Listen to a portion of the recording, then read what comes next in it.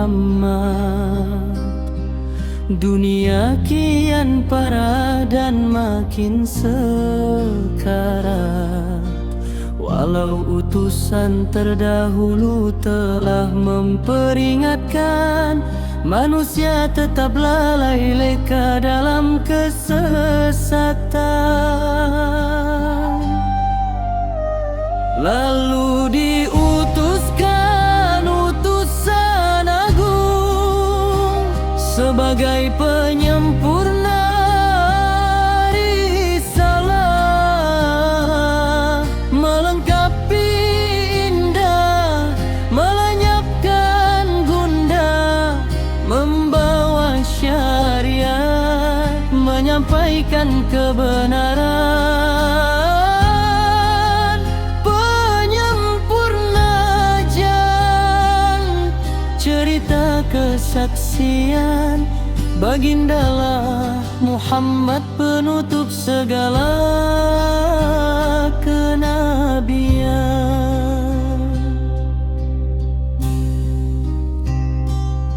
Dunia yang sekarat kembali bernyawa, bumi disinari damai iman dan takwa. Namun bila baginda dijemput yang Maha Esa, manusia perlahan kembali alpa,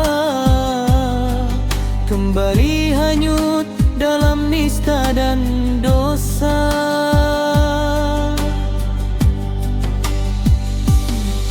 Apakah sinar iman tak mampu tembusi dada, atau sengaja kita pejamkan mata, pekakkan telinga?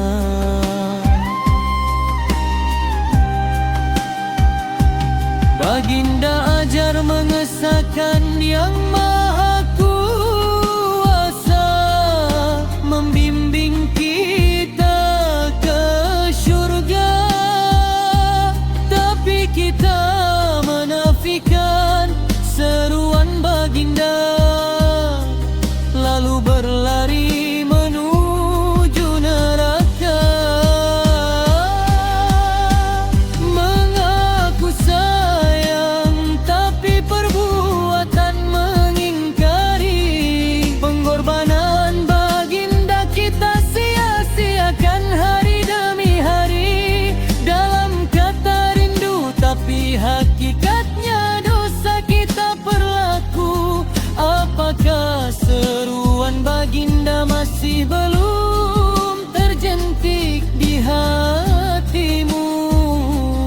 Sia-sia sahaja pengorbanan Nabi, jika kita masih lagi begini, masih hanyut dalam alpa dunia. Sedangkan Muhammad sayang pada kita. Ummati, ummati, ummati.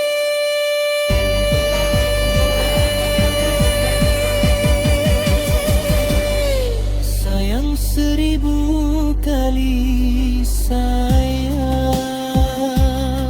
Pandai cinta pada Muhammad hanya pada kata-kata, sedangkan Muhammad perlu dicintai lebih dari segalanya.